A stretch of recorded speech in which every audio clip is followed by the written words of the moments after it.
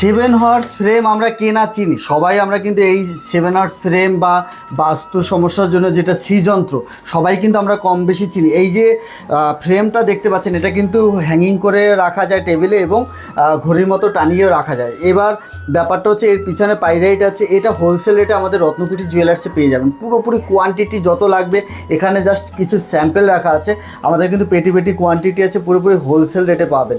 এবার কথা হচ্ছে এর যে কাজ, এর যে গুণাবলী কী আছে স্যারের মুখ থেকে শুনবো। নমস্কার।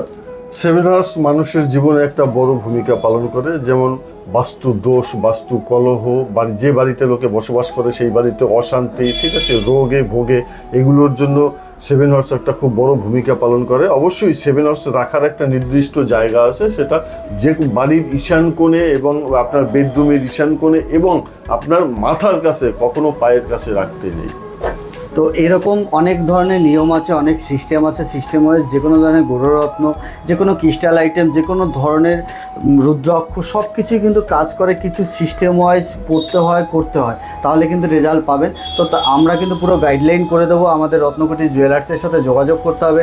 আমাদের কিন্তু অল ওভার ইন্ডিয়াতে হোম ডেলিভারি অ্যাভেলেবেল আছে।